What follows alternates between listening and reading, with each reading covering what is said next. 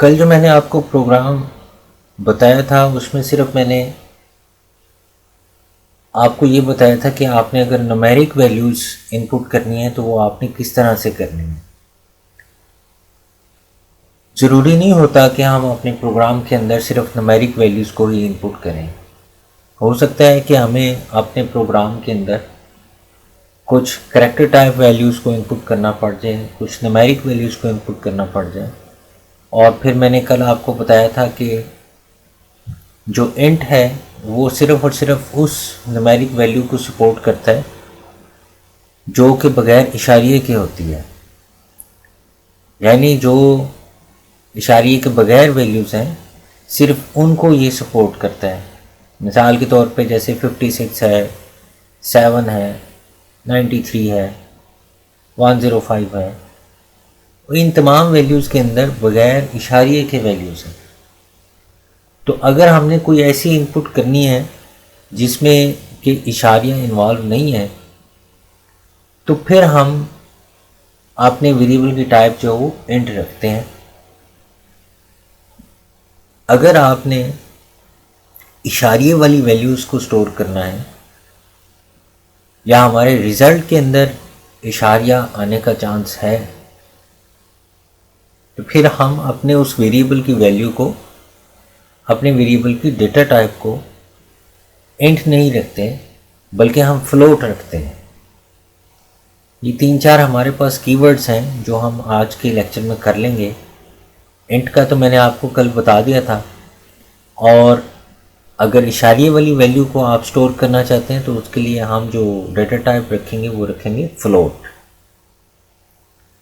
इसी तरह से अगर आपने कोई करैक्टर टाइप वैल्यू इनपुट करनी है और आप कहते हैं कि सिर्फ 1 करैक्टर आपने इनपुट करना है, 1 करैक्टर से मुराद ये, एक लाइक जिस तरह से आपका ग्रेड है, ए ग्रेड है, बी है, सी है, तो ये ग्रेड जो है वो ये 1 करैक्टर पे बिलोंग करता है।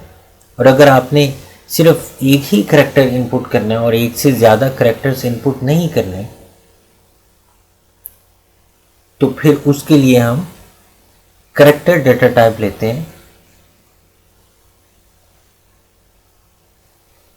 अगर एक से ज़ायद करैक्टर्स आप स्टोर करना चाहें तो फिर भी उसके लिए करैक्टर डेटा टाइप ही इस्तेमाल होती है, लेकिन हमें अपने करैक्टर्स की लेंथ बतानी पड़ती है वेरिएबल नेम के बाद कि हम इतने करैक्टर्स इसके अंदर स्टोर करना चाहते हैं। एक करैक्टर को स्टोर करना है तो आपने यहाँ पर ये लेंथ मेंशन नहीं करनी। अगर एक से ज़ायद करैक्टर्स को आपने स्टोर करना है तो फिर आपने यहाँ पर लेंथ उसकी मेंशन कर देनी है। मिसाल के तौर पे जिस तरह यहाँ पर लिखा गया कि करैक्टर नेम और आगे लिखा गया है इस ब्रैकेट के अंदर 25, इसका मतलब है कि ये जो नेम का वेरिएबल है ये 25 करैक्टर्स अपने अंदर स्टोर कर सकता है। यानी जब हम वो कंट्रोल F9 प्रेस करेंगे, कंसोल पे जाएंगे तो कंसोल पे हम जो अपना नेम एंटर कर सकते हैं उस नेम के अंदर 25 करैक्टर्स हो सकते हैं, इससे ज़्यादा करैक्टर्स स्टोर नहीं करेगा ये। अगर ज़्यादा देते भी हैं तो पहले 25 करैक्टर्स ये अपने पास स्टोर कर लेगा, बाकी के जो करैक्टर्स हैं उनको ये इग्नोर कर देगा। इसी तरह से दूसरा ये जो वेरिएबल लिया गया वो सिटी का वेरिएबल लिया गया और इसमें 30 करैक्टर्स को स्टोर करने के लिए उसे कहा गया।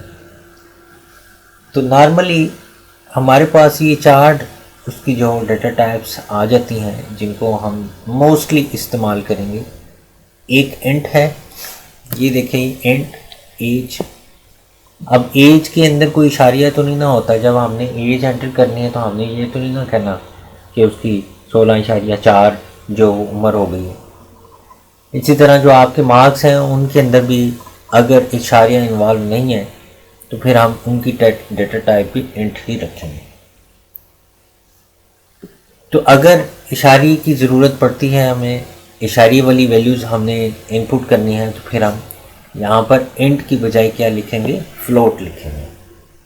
और अगर आपने एक करैक्टर को स्टोर करना है तो उसके लिए ये करैक्टर वेरिएबल है, करैक्टर टाइप है, और वेरिएबल नेम के आगे ये जो यहाँ पर लेंथ मेंशन की गई है, आपने एक करैक्टर अगर स्टोर करना है तो ये लेंथ मेंशन करने की ज़रूरत ही नहीं है, इसकी आगे प्रैक्टिस आ जाएगी। और अगर एक से ज़ायद करैक्टर्स आपने इनपुट करने हैं तो फिर आपने लेंथ मेंशन करनी है। उसके बाद ये देखें क्लियर स्क्रीन का फंक्शन यूज़ किया गया। आप क्लियर स्क्रीन को इसके ऊपर यूज़ कर लें या इसके बाद में यूज़ कर लें, कोई फ़र्क नहीं पड़ता, क्योंकि बेसिकली क्लियर स्क्रीन जो है वो हमारी स्क्रीन को क्लियर करती है। तो इन वेरिएबल्स ने कोई स्क्रीन पे तो नहीं ना डिस्प्ले होना, ये तो सी आउट के बाद जो वो डिस्प्ले होने हैं। तो हम कोई भी इनपुट या आउटपुट परफॉर्म करने से पहले क्लियर स्क्रीन को लिख सकते हैं। आप इस लाइन से पहले भी लिख सकते हैं, वेरिएबल डिक्लेयर करने के बाद भी लिख सकते हैं और पहले भी लिख सकते हैं। फिर उसके बाद सी आउट की कमांड दी गई है। इसमें अगर आप ये देखें तो एंटर योर एज, आपको एज एंटर करने के लिए कहा गया है। और यहाँ पर जब आप इस अपने प्रोग्राम को कंपाइल करेंगे तो ये लाइन जो एज इट इज़ लिखी हुई मिलेगी। और ये तकरीबन कल वाला प्रोग्राम है, सी इन और फिर आगे एज लिख दिया गया है। तो एज के अंदर जो हमारी वो वैल्यू स्टोर हो जाए। फिर उसके बाद एंटर योर नेम, नेम लिखने के लिए कहा गया और सी इन में नेम लिख दिया गया। एंटर योर सिटी और फिर सी इन के अंदर सिटी लिख दिया गया। इतना अगर आप लिख के अपने प्रोग्राम को रन करते हैं तो एंटर योर एज तो इसी तरह से आएगा। आगे आपने वैल्यू खुद इनपुट करनी है। ये जो सी इन और आगे आपने एज का वेरिएबल दिया हुआ है, तो बेसिकली यहाँ पे जो वैल्यू आप लिखेंगे वो इस एज के अंदर स्टोर करती जाएगी। फिर उसके बाद एंटर योर नेम और यहाँ पे जो आप नेम लिखेंगे वो इस नेम के वेरिएबल के अंदर स्टोर कर दिया जाएगा। और इसी तरह से एंटर योर सिटी और जो आप सिटी लिखेंगे वो इस सिटी का जो वेरिएबल है इसके अंदर स्टोर कर दिया जाएगा। और फिर कल मैंने आपको एक ये काम करवाया था सी आउट की, जो हम इनपुट लेते हैं उस इनपुट को आपने किस तरह से प्रिंट आउट करना है। मैंने दो वहाँ पर वेरिएबल्स लिए थे, उन दोनों की वैल्यूज़ को मैंने प्रिंट आउट भी किया था। First number entered this and second number entered this. बिल्कुल उसी तरह से यहाँ पर भी जो आपने पहले इनपुट दी है, यहाँ पर इसी इनपुट को शो शार्ट करने के लिए कि वाकई ये जो इनपुट है ये स्टोर हुई है, हमने सी आउट की कमांड के अंदर आपने वेरिएबल्स को इस्तेमाल करते हुए अपने आउटपुट को प्रिंट आउट किया है। तो ये स्लैश एन न्यू लाइन के लिए है। योर नेम इज़, ये तो वैसे का वैसे ही आएगा। और फिर आगे ये जो नेम का जो वेरिएबल है इसके अंदर जो वैल्यू है उसको प्रिंट आउट किया जाएगा। देखिए नेम यहाँ पर इन्वर्टेड कॉमर्स के बगैर लिखा गया है। इसका मतलब है कि बगैर इन्वर्टेड कॉमर्स के तो ये वेरिएबल का नाम है। अगर इन्वर्टेड कॉमर्स हम लगा देते तो फिर ये हमारा सेंटेंस बन जाना था और ये जो सेंटेंस था वो एज इट इज़ जो यहाँ पर प्रिंट आउट हो जाना था। एंड लाइन है ये END जो लिखा गया है एंड लाइन है कि अगर आप लाइन को एंड करना चाहते हैं। अगली लाइन पे देखें उसने /n यूज़ नहीं किया, तो यहाँ तो आप एंड लाइन को यूज़ कर लें। ये कीवर्ड है, कमांड है लैंग्वेज की जो कमांड्स होंगी उनको हम कीवर्ड भी कहेंगे। और इसको भी बगैर जो इन्वर्टेड कॉमर्स के लिखा गया है। देखें जितनी भी ये कमांड्स हैं ये सारी हमने बगैर इन्वर्टेड कॉमर्स के जो वो लिखी। और फिर आप कहेंगे कि ये एंगुलर ब्रैकेट्स क्यों लगाई, क्योंकि इसको और इसको सेपरेटर के तौर पर सेपरेट करने के लिए अगर हम इसको इसके साथ लिख लेते तो फिर तो ये पूरा नाम जो है वो समझना था उसने कि ये सारा वेरिएबल का नाम है नेम एंडल। उसको ये नहीं पता चलना था कि ये नेम के अंदर आगे जो एंडल लिखा गया है ये कमांड के तौर पर लिखा गया है। तो आपने जितनी भी कमांड है उनको आपने वेरिएबल नेम से अलग लिखना है और आपने ये सेपरेटर जो वो यूज़ कर लेना। फिर उसके बाद योर सिटी इज़ और सिटी को लिख दिया गया, योर एज इज़ एज को लिख दिया गया। आप एंड लाइन को यूज़ करने के बजाय यहाँ /n भी लगा सकते हैं, तो भी हमारी जो आउटपुट है वो न्यू लाइन पर ही जो डिस्प्ले की जाएगी। और एट द एंड जो गेट करैक्टर का फंक्शन हमने यूज़ करके तो अपना प्रोग्राम एंड कर दिया। तो क्लास आप मुझे बताएं कि जो मैंने आपको समझाया है इसकी समझ आई है आपको? जी सर। सर आगे सर। किसी को अगर समझ नहीं आई तो वो मुझे बताएं। सर जी हम एंगल ब्रैकेट एंड के आगे 2 ही लगाएंगे बस। एंड से पहले देखिए, हम हमेशा जब यूज़ करते हैं तो हम डबल जो एंगुलर ब्रैकेट्स को यूज़ करते हैं। यहाँ पर देख लें सी इन के अंदर, सी आउट के अंदर, तो सी आउट के अंदर जो एंगुलर ब्रैकेट्स यूज़ होनी है वो आपने जहाँ भी आपने इस्तेमाल करनी है आपने इनको एज ए पेयर के तौर पर यूज़ करना है। जी ठीक है सर जी। भी कोई और सर प्रॉब्लम? एंड लाइन लगाने की जरूरत क्या है? जैसे ऊपर भी तो हमने लगाया ना, सी आउट है, एंटर की और जो इसके बाद एंड लाइन लगाई नहीं है, वो नीचे से शुरू हुई है अगली लाइन। हाँ जी, जब हम इनपुट करते हैं तो वो ऑटोमेटिकली उसको न्यू लाइन पे जो इनपुट लेता है। अगर आप इनपुट करना चाहते हैं तो फिर आपको एंड लाइन लिखने की ज़रूरत नहीं है, लेकिन अगर आप सिर्फ आउटपुट को प्रिंट आउट करना चाहते हैं फिर आपको एंड लाइन लिखनी पड़ेगी। अगर आपको कल वाला प्रोग्राम याद हो तो मैंने जब सिंपली इतना लिखा था, enter first number, enter second number, cout के अंदर लिखा, तो उसने दोनों एक लाइन के अंदर ही लिख दी थी। तो एक्चुअली जब सी आउट को इस्तेमाल किया जाता है तो वो बगैर न्यू लाइन के आपकी कमांड एज इट इज़ जो वहाँ पर प्रिंट आउट करता है। लेकिन जब हम इनपुट की कमांड यूज़ करते हैं तो इनपुट हमेशा न्यू लाइन पे ली जाती है। तो यहाँ पर इसलिए एंड लाइन नहीं लिखा गया क्योंकि आगे सी इन को जो यूज़ कर लिया गया, तो सी इन थे ऑटोमेटिकली कर्सर जो वो नेक्स्ट लाइन पर चला जाता है और न्यू लाइन पर जो वो हमारी इनपुट ली जाती है। देख लें यहाँ पर कहीं भी स्लैश एन या एंड लाइन यूज़ नहीं हुआ, लेकिन यहाँ पर जब हमने इनपुट करने के बाद एंटर की प्रेस करनी है तो फिर जो कर्सर है वो नेक्स्ट लाइन पे जो हो ये लाइन प्रिंट आउट करें। और ये चूँकि तीनों जो वो सी आउट की कमांड्स हैं इसलिए हमें यहाँ पर एंड लाइन यूज़ की गई है, या स्लैश एन को जो वो आप यूज़ कर सकते हैं। अगर आप इनको यूज़ नहीं करेंगे तो ये सारी आपकी आउटपुट एक ही लाइन के अंदर जो लिख दी जाएगी। ओके सर, ठीक। जी कोई और प्रॉब्लम?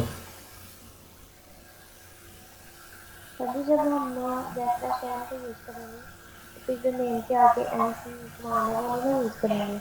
अगर आपने, हाँ जी, अगर आपने स्लैश एन यूज़ करना है तो फिर आपने एंड लाइन की कमांड यूज़ नहीं करनी। देखिए यहाँ पर उसने स्लैश एन यूज़ नहीं किया इसलिए उसने एंड लाइन की कमांड यूज़ की। तो अगर मैं यहाँ पर एंड लाइन की कमांड यूज़ नहीं करता तो फिर मुझे यहाँ पर स्लैश एन यूज़ करना है। अगर यहाँ पर भी यूज़ नहीं करता एंड लाइन तो फिर नेक्स्ट लाइन पे मुझे स्लैश एन यूज़ करना है।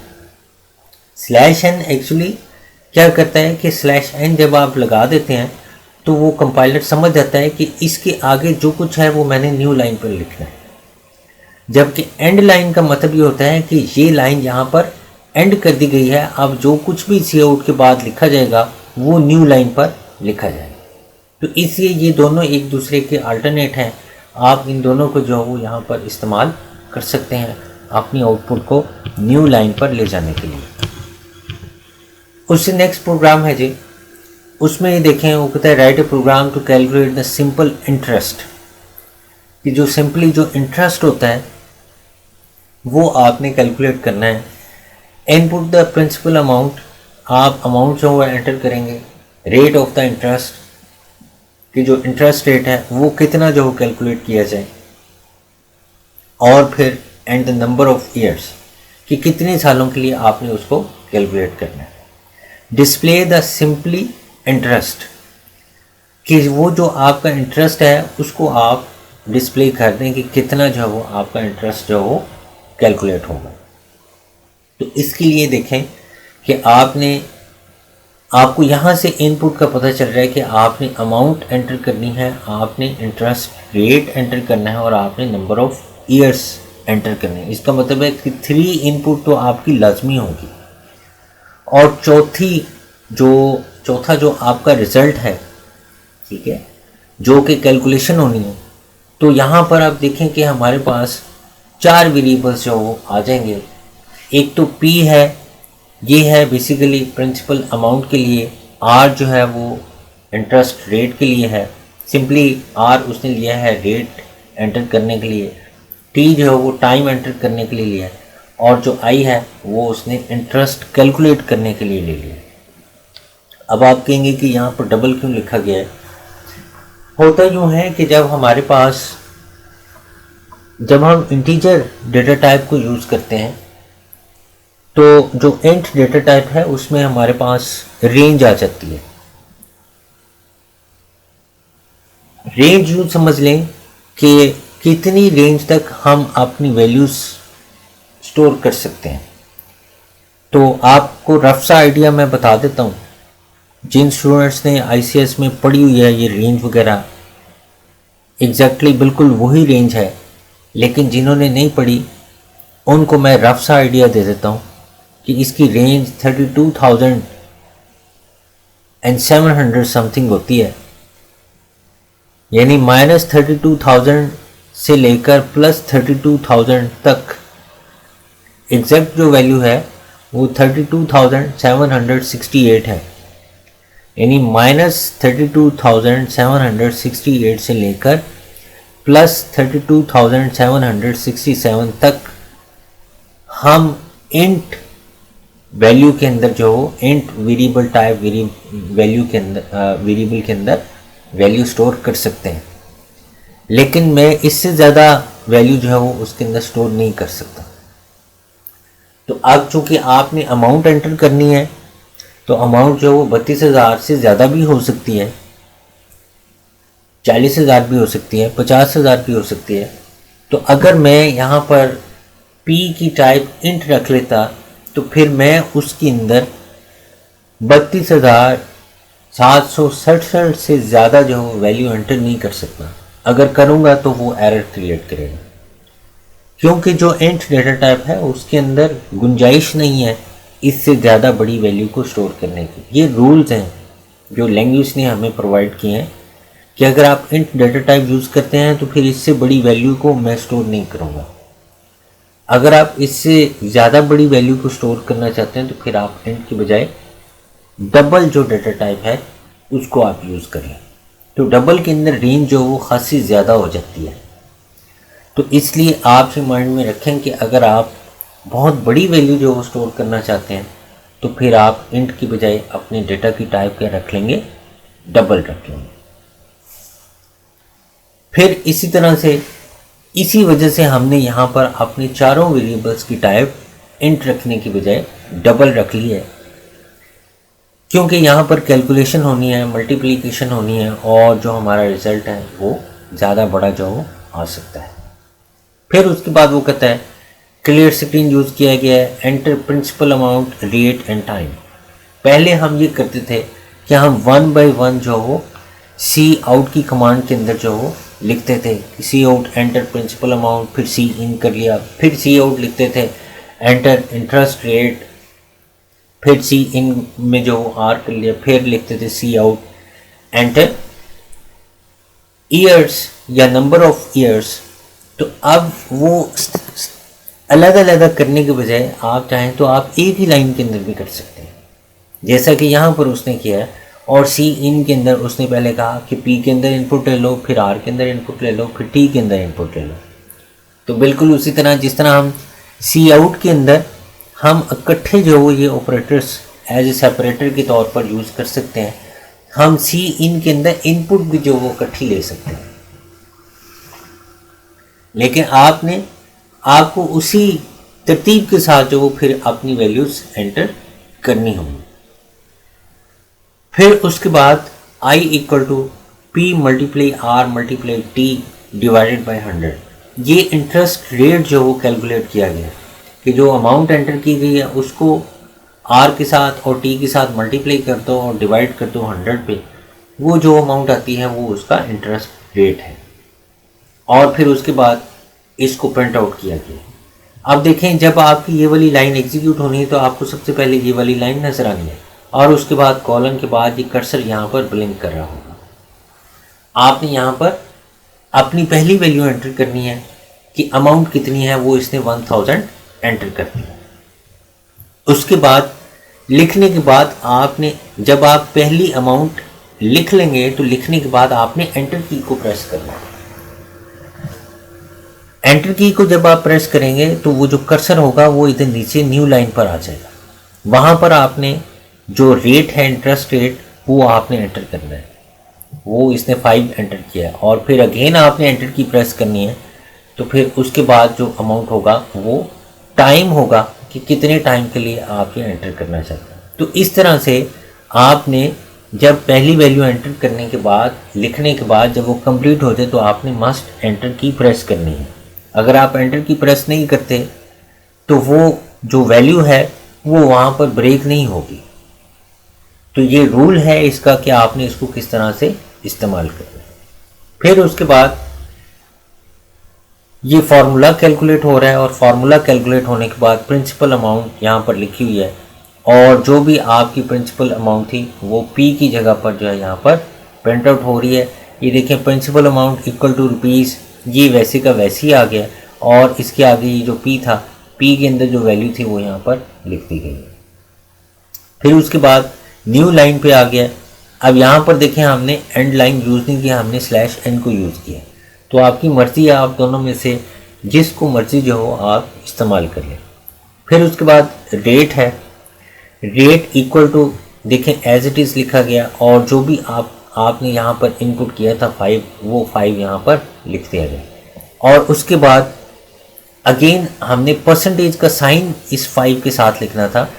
तो अगेन इन्वर्टेड कॉमास के अंदर परसेंटेज का साइन यहाँ पर ऐड किया गया। और वेरिएबल और ये जो स्ट्रिंग है इन दोनों के दरमियान सेपरेटर के तौर पर ये जो एंगुलर ब्रैकेट्स हैं ये लगाई गई है। ये पिछले प्रोग्राम में भी आपने देखा कि हमने इनको लगाया था जब हमने यहाँ पर एंड लाइन लिखनी थी।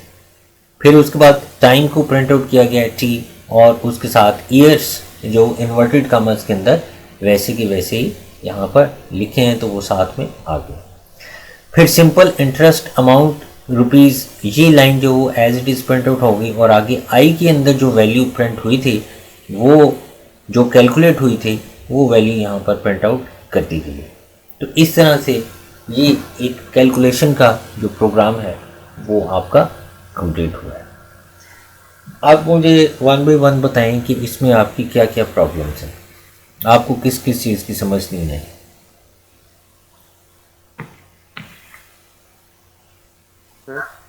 जी जी बताइए। जब हमने इसकी ये सारी देनी है डबल, हाँ जी, तो हमें कैसे पता चलेगा कि ये सारी डबल रखी है, सारी इंटीजर रखी? बच्चे यहाँ पर मैंने आपको बताया कि अगर 32,000 से ज़्यादा आप वैल्यू इनपुट करना चाहते हैं, ठीक है, रफ सी फिगर आपको बता रहा हूँ, एग्जैक्ट फिगर भी मैंने आपको बताई है कि अगर 32,000 से ज़्यादा आप अगर वैल्यूज़ एंटर करना चाहते हैं तो फिर आप इंट की बजाय यहाँ क्या रखेंगे, डबल रखेंगे। अब हमने जो यहाँ पर अमाउंट एंटर करना है ये अभी तो उसने 1000 एंटर किया, ये तो बहुत छोटी अमाउंट है और जब ये इंटरेस्ट कैलकुलेट किया जाता है ये तो बहुत ज़्यादा जो वो अमाउंट लाखों करोड़ों में जो वो चली जाती है ये जब अमाउंट जो वो क्रिएट किया जाता है। तो इसलिए यहाँ पर जो अमाउंट है उसके लिए हमने इसको एक्चुअली अमाउंट के लिए हमने डबल लिया। तो बाकी के जो वेरिएबल्स थे वो चूँकि इसके साथ मल्टीप्लाई होने थे, एक्चुअली जो सी है ना वो आपको ये कहता है कि आपकी एक्सप्रेशन के अंदर जितने भी वेरिएबल्स हैं ना उनकी टाइप एक होनी चाहिए, फिर मैं उस एक्सप्रेशन को इवैल्यूएट करूँगा, अदरवाइज़ मैं उस एक्सप्रेशन को इवैल्यूएट नहीं करूँगा या उसका रिज़ल्ट जो वो प्रॉपर नहीं आए। तो इस चीज़ से बचने के लिए हम अगर आर और टी और आई की अगर टाइप जो वो इंट रखते तो फिर इस एक्सप्रेशन को बनाने के लिए हमें इन तीनों वेरिएबल्स की टाइप को फिर कन्वर्ट करना पड़ना था डबल के अंदर। ये टॉपिक्स वो हैं जब आप प्रॉपर सी लैंग्वेज को पढ़ेंगे तो फिर आपको वहाँ पर बताया जाएगा। तो अभी ना तो इन टॉपिक्स के हवाले से कोई क्वेश्चन आना है और ना ही उसने आपको इस तरह की कोई चीज़ देनी है, तो इसलिए आप इतना बस माइंड में रख लें कि अगर आपने कोई भी एक्सप्रेशन जो वो इवेलुएट करना है तो उस एक्सप्रेशन की जो टाइप है वो कोशिश करें कि वो सेम ही हो। अदरवाइज सी लैंग्वेज की ये कुछ करैक्टरिस्टिक्स हैं कि वो उसको कैलकुलेट नहीं करती, वो हमें कन्वर्ट करना पड़ता है और कन्वर्ट करने के बाद फिर जो तो उस कन्वर्जन से बचने के लिए, चूँकि उसने कन्वर्जन अभी आपको यहाँ पर बताई नहीं, अभी ये बिल्कुल आगाज़ है, तो इसलिए उसने इन चारों की टाइप ही जो डबल ले ली है। एक्चुअली जो अमाउंट थी सिर्फ उसकी टाइप जो वो हमने डबल लेनी थी, बाकियों की अमाउंट अगर हम बाकियों की अगर टाइप हम इंट भी रखें तो भी रेट जो है वो 32,000 से ज़्यादा का एंटर नहीं होता। जो ईयर्स हैं वो 32,000 से ज़्यादा जो है एंटर नहीं किए जा सकते, लेकिन ये जो अमाउंट है ये तो 32,000 से ज़्यादा हम एंटर कर सकते हैं ना। तो इस वजह से जो वो बाकी दोनों की टाइप भी जो वो डबल ही रख ली गई। ठीक है सर। जी कोई और प्रॉब्लम किसी को? सर अगर सी आउट में स्लैश एन और एंड लाइन इकट्ठे यूज कर लें तो उसमें कोई एरर तो नहीं देगा? एरर नहीं देगा, लेकिन उसमें यह है कि फिर डबल स्पेस जो है वो आ जाएगी। एक लाइन बीच में खाली छोड़ देगा वो, और अगली लाइन पे जो वो आपकी आउटपुट प्रिंट आउट होगी, कोई एरर नहीं आएगा।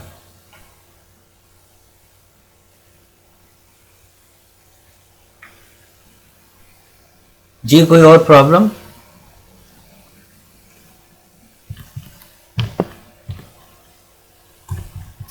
उससे नेक्स्ट देख लेंगे। उससे नेक्स्ट जो हमारे पास प्रोग्राम है वो कहता है कि आप एक करैक्टर इनपुट करें और आपको उस करैक्टर का आस्की कोड जो वो दे दिया जाए। अब आपको जब मैंने डेटा रिप्रेजेंटेशन पढ़ाई थी तो मैंने उसमें आपको बताया था कि जितने भी करैक्टर्स हम अपने कीबोर्ड से लिखते हैं हर करैक्टर का एक आस्की कोड है। अब वो जो आस्की कोड है वो ये प्रोग्राम है कि वो कहता है कि आप कीबोर्ड से जो की जो वो इनपुट करें, वो की जो हो उसका जो आस्की कोड हो वो हमें मिल जाना चाहिए। तो ये बड़ा सिंपल सा एक प्रोग्राम बनाया गया है। करैक्टर टाइप का जो वो एक करैक्ट के नाम का जो वेरिएबल लिया गया है, आप कुछ भी जो हो यहाँ पर रख सकते हैं, कोई भी वेरिएबल रख सकते हैं। और आपसे कहा गया है कि एंटर अ करैक्टर, कि आप एक करैक्टर इनपुट करें। सी इन के अंदर इसी करैक्ट को जो हो जो वेरिएबल लिया है उसको उसके अंदर इनपुट ली गई है। तो ये देखें एंटर अ करैक्टर, और आपने यहाँ पर क्या लिखा है, स्मॉल ए लिखा है। उसके बाद आपकी जो आउटपुट है उसको किस तरह से जो वो शो किया गया है कि ये जो हमारे पास आस्की कोड फॉर क्रैक।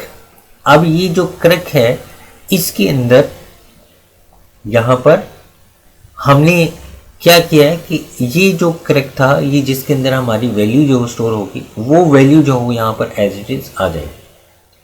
फिर उसके बाद उस करैक्टर की न्यूमेरिक वैल्यू जो वो लेने के लिए देखें यहाँ पर क्या किया गया है कि इंट नंबर 1 या num1 जो है वो एक वेरिएबल लिया गया है और उसके अंदर किसको स्टोर कर दिया गया, करैक्टर को।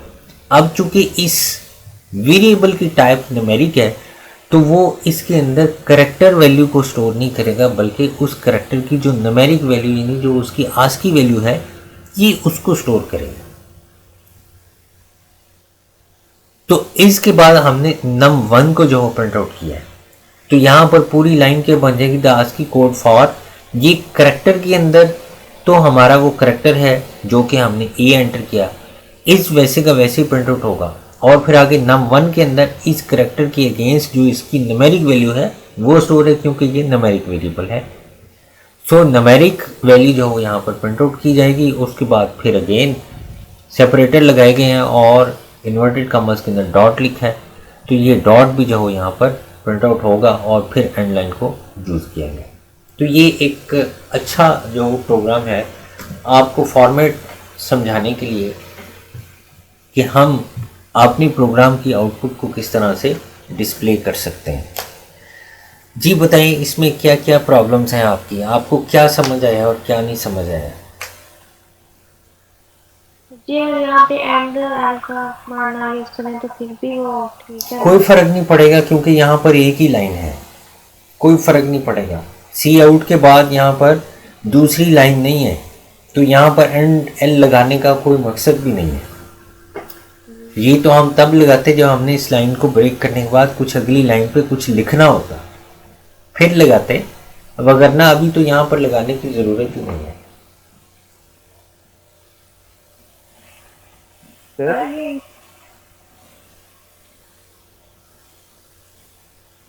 जी जी बताइए। ये जो इंट है नंबर है वन, इधर से दोबारा सुनना। ये देखिए मैंने आपको दो डेटा टाइप्स, 4 डेटा टाइप्स बल्कि मैंने बताई थी। एक मैंने बताया था इंट है, ये न्यूमेरिक वैल्यू को स्टोर करता है, और ये जो करैक्टर है ये करैक्टर टाइप वैल्यू को स्टोर करता है। अब हमने एक करैक्टर टाइप वेरिएबल लिया है जिसके अंदर हमने ये यहाँ पर करैक्टर ही जो वो इनपुट किया है। तो अब इस करैक्टर की वैल्यू अगर हम न्यूमेरिक चाहते हैं तो हम एक न्यूमेरिक वेरिएबल जो वो ले लेते हैं, और न्यूमेरिक वेरिएबल के अंदर हम इस करैक्टर को बता देते हैं कि इस करैक्टर की जो न्यूमेरिक वैल्यू है वो इसके अंदर स्टोर कर दी जाए। क्योंकि ये एक न्यूमेरिक वेरिएबल है, लिहाजा ये उसकी न्यूमेरिक वैल्यू को स्टोर करेगा, ये उसकी करैक्टर टाइप वैल्यू को स्टोर नहीं करेगा अपने अंदर। तो मैंने आपको बताया था कि जितने भी करैक्टर्स हम कीबोर्ड से इनपुट करते हैं, हर करैक्टर की एक न्यूमेरिक वैल्यू होती है जिसको आस्की कोड का नाम दिया जाता है। लिहाजा हमने यहाँ पर ए लिखा तो ए की जो न्यूमेरिक वैल्यू यानी जो उसका आस्की कोड है वो 97 है। अगर बी लिखता है तो उसका कोड 98 है, अगर सी लिखता है तो उसका कोड 99 है। इसी तरह अगर कैपिटल ए लिखता है तो उसका कोड 65 है, कैपिटल बी लिखते हैं तो उसका कोड 66 है। तो हर की को जिसको हमने प्रेस करना था वो की जो है वो उसका जो न्यूमेरिक कोड था वो इस num1 के अंदर स्टोर होना था, क्योंकि ये इसकी टाइप नंबर है। तो इसने करैक्टर को स्टोर नहीं करना था बल्कि उस करैक्टर का जो न्यूमेरिक वैल्यू थी वो अपने अंदर स्टोर करना था। तो हमने चूंकि यहाँ पर भी लिख सकते हैं वो correct बिल्कुल के बाद। आप यहाँ पर लिख सकते हैं, ये करैक्टर करेक्ट के बाद आप इंट num1 लिख सकते हैं, लेकिन ये जो यहाँ पर असाइनमेंट की गई है ये हमेशा करैक्टर इनपुट करने के बाद होनी है, क्योंकि हमने करैक्टर इनपुट करना है तो उसने कहना है ना कि ये नंबर की ये इसकी जो न्यूमेरिक वैल्यू है वो इसके अंदर स्टोर कर दी जाए। जी सर, ठीक है। ठीक है, यही प्रोग्राम बना लेते हैं। ये अभी सेशन एंड होने लगा है, मैं अभी मीटिंग को दोबारा स्टार्ट करता हूँ तो फिर मैं ये प्रोग्राम आपको बनाकर दिखा देता हूँ।